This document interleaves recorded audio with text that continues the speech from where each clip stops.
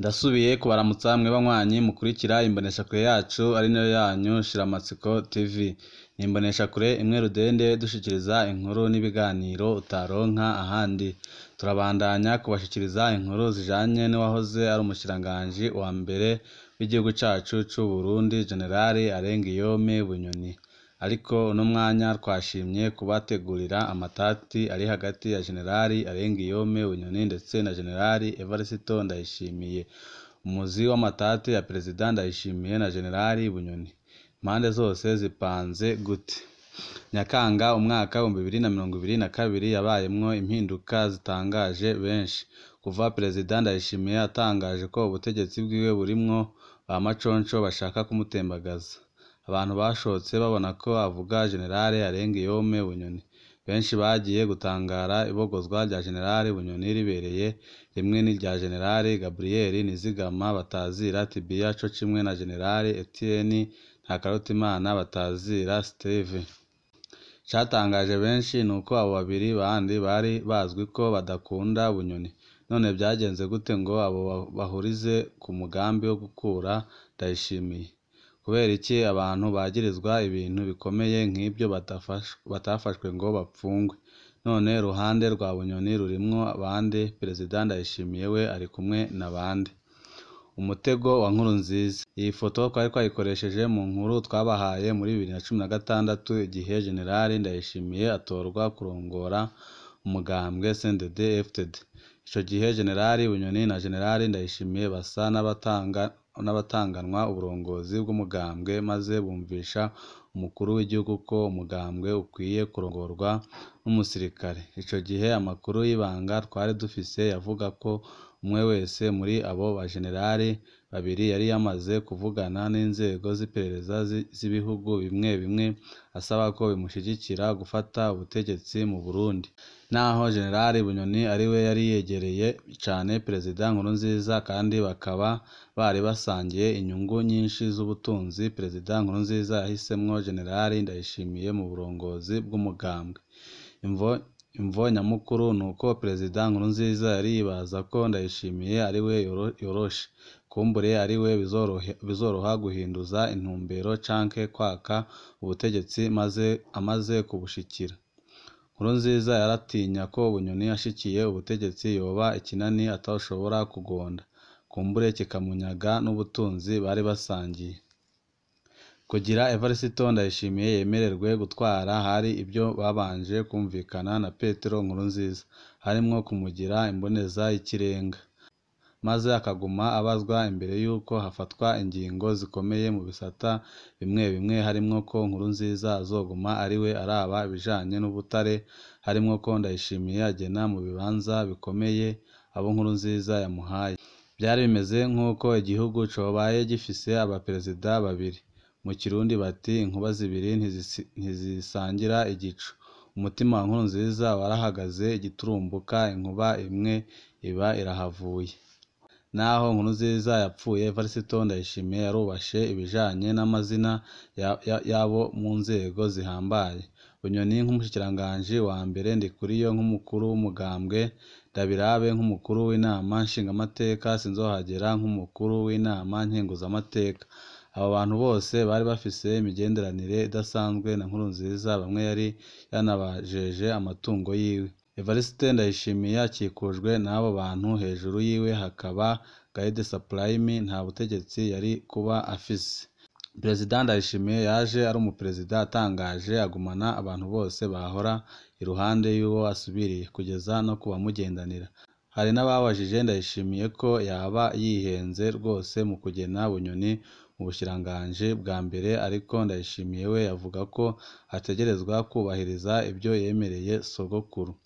Hari abibajije ko ari ubujuju, ariko biboneka ko yahisemwo kugenda gahoro gahoro, benshi bakamwihenda ko we akirinda guhungabanya inzego no gusekana nabo atazi akaba arimwo. Mu bisanzwe Nkurunziza yasigiye Ndayishimiye umutego ukomeye, bisa nk'uko yamusigiye abamucunga aho kumuha abamufasha. Amakuru dufise yo mw'ibanga kandi yemezwa na bamwe mu begereye abo bagabo babiri avuga ko Petero Nkurunziza yari yateguye ingene azogaruka ku butegetsi. yari azi ko Ndayishimiye na Bunyoni batazumvikana maze akaba ariwe yamama biramutse biyangara naho abagumyabanga bakamusaba kugaruka ku butegetsi. Ibyatandukanije Ndayishimiye na Bunyoni. Imigenderanire y'umukuru w'igihugu n'umushikiranganji wa mbere isanzwe itoroshe, na cane cane iyo basa n'abangana igihagararo. Hagati ya Ndayishimiye na Bunyoni ho byari bigoye kurusha kubera Bunyoni atubaha Ndayishimiye, ahubwo yomubona amengo niwe muto kuri we naho yamutwara. Mu bitari bike Bunyoni yigenza nk'umukuru w'igihugu, ahandi naho akabuza ingingo za Perezida Ndayishimiye kuja mu ngiro. Inshuro zitari zike Perezida Ndayishimiye yaridoze ko atagira abamufasha. Perezida Ndayishimiye yihaye inzira yo gukura amanyama Generali Bunyoni mu kuzibira imihora yokuramo amahera adasiguritse. Perezida Ndayishimiye yafashe ingingo zikomeye mu bijanye n'urudandazwa rw'abakobwa mu bihugu by'Abarabu. Mu gihe umukobwa wese agiye yasiga amadolari 300 ku kibuga c'indege ca Bujumbura ku mwaka, aho ku kibuga c'indege bahakura hafi miliyaridi 20 z'amarundi. Yagaburwa n'akarwi gato cane karimwo Generali Bunyoni. Ahandi Bunyoni yakura amahera ni muri Pafi, aho bivugwa ko kuri pasiporo yose iguzwe yoba yaronka ibihumbi 100 by'amafaranga y'amarundi. Urudandaza rukomeye cane yakuramwo amahera ni icukurwa ry'ubutare. Perezida Ndayishimiye wenyine yivugiye ko hari abategetsi bari bagiranye amasezerano mu kinyegero n'amasosiyete yimba ubutare maze leta bakayiha amasezerano atariyo. Igice kinini c'amafaranga ava mu butare akagaburwa n'ako karwi. Perezida Ndayishimiye yaciye ahagarika amasezerano yose ajanye no gucukura ubutare. Aho ntawo kwibagira ibibera mu gisata c'indandazwa ry'ibitoro. Igisata Perezida Ndayishimiye atari bwafate ko ingingo n'ikijanye no gutumatumanako amakuru. Uko Perezida Ndayishimiye yafata ingingo niko ishavu ryaniga kwa Generali Bunyoni n'abo bacuditse.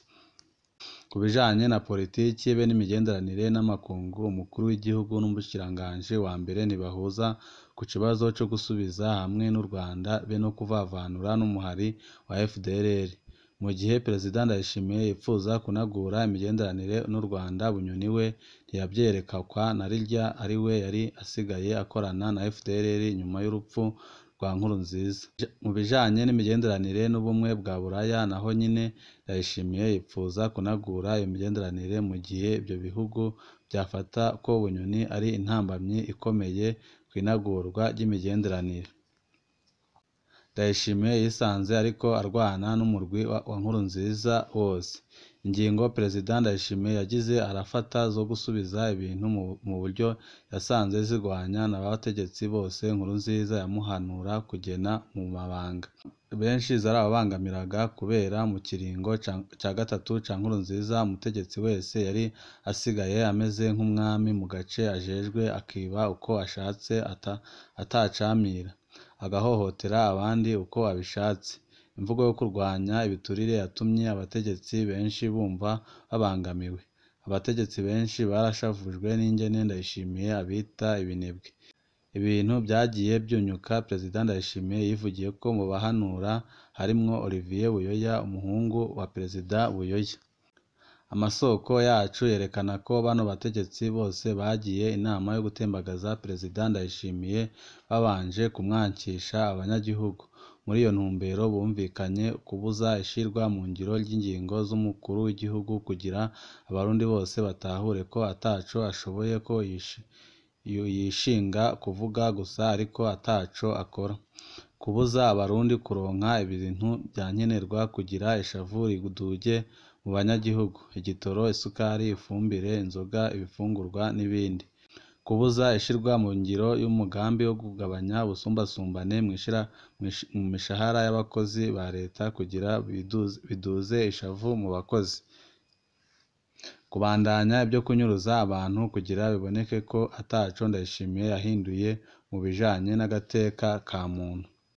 Mu ntumbero yo kwiha ingufu ako karwi kumvikanye kugwiza imbonerakure, kongereza inyigisho z'urwanko no kuziha imyimenyerezo ya gisirikare.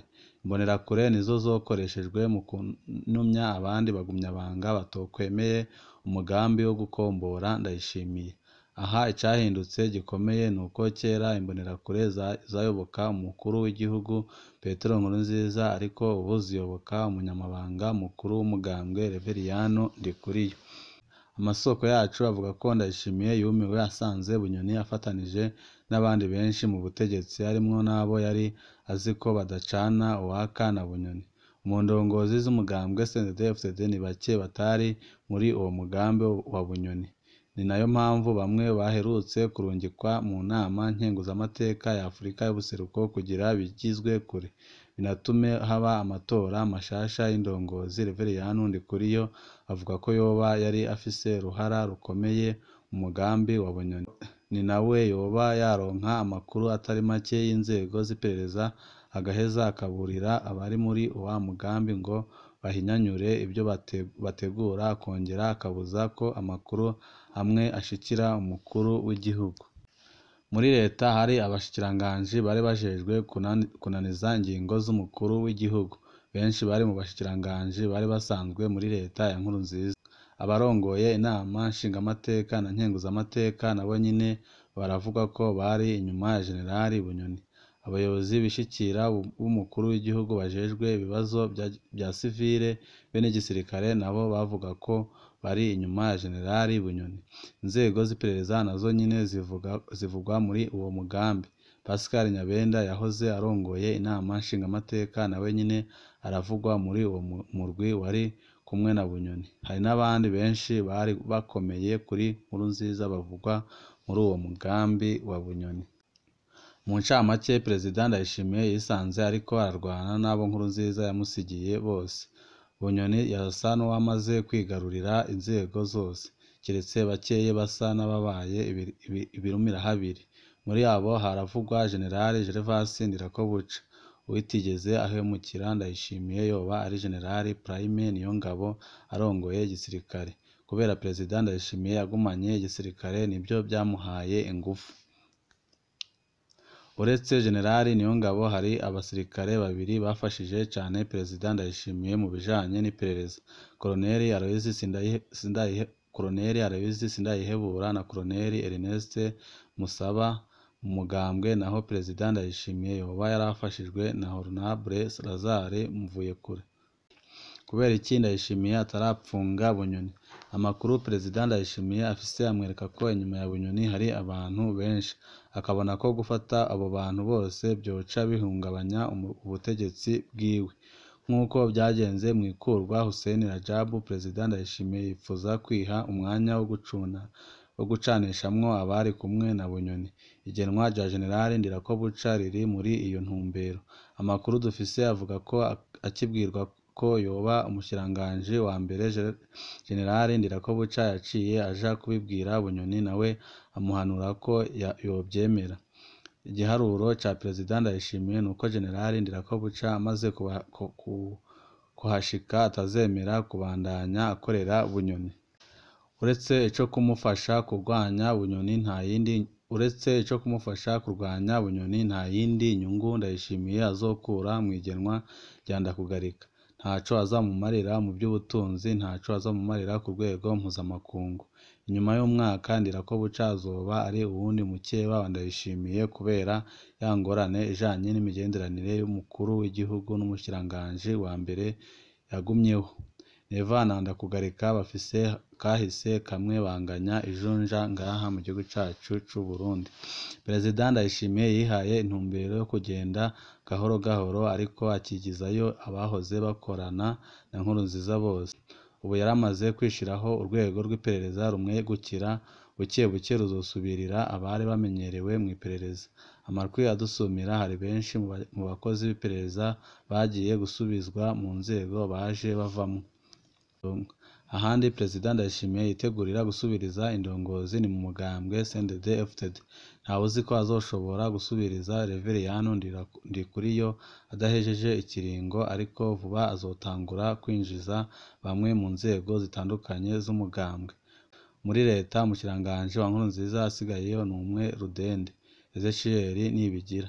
Mu biro by'umukuru w'igihugu abatari bake baramaze guhindurwa. Ikirwanisho nyamukuru ca Ndayishimiye n'umwanya. Uko iminsi igenda niko akomera akaduza abiwe, abatamwemera nabo niko batakaza ikibanza mu butegetsi. None azoteba apfunge Bunyoni? Ico kiragoye kumenya neza. Ico bikoze Generali Bunyoni aracunzwe rwose muri kino gihe. Intumbero yiwe yo guhunga aho akuriwe yamenyekanye. Ubutumwa yahana mw'ibanga n'uwundi mu generale bwarafashwe. Ku munsi w'Imana uheze harabaye ikintu atawocibajije ko coshoboka muri iyi myaka iheze. Umuryango wa Mukabunyoni wavyutse usanga abapolisi bawugezemwo kubasaka hariya mu Kanyosha.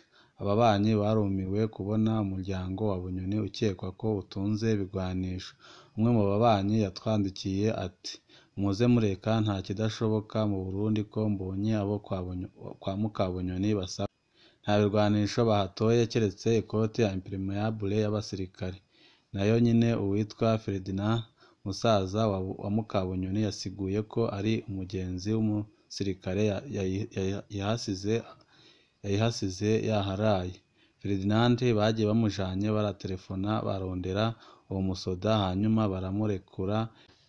Inabukwe wa Bunyoni yarababaye arahavugira amajambo akomeye cane. Ibyo byakozwe kwa Mukabunyoni bisa n'ubutumwa burungikiwe Generali Bunyoni ko yomenya ko bamushinze ijisho kandi ko nawe ashobora gushikirwa. Amakuru dufise yerekana ko impande zose zicunganye, cane cane mu mugambwe CNDD-FDD hariyo abarabana ayingwe. Ibyo tutoshobora kuvuga hano kubera byahungabanya umutekano kubo twaba turiko turabivugaho. Umwanya bacu turabandanya tubashikiriza inkuru zijanye n'abahoze ari umushikiranganji wa mbere w'igihugu cacu c'u Burundi.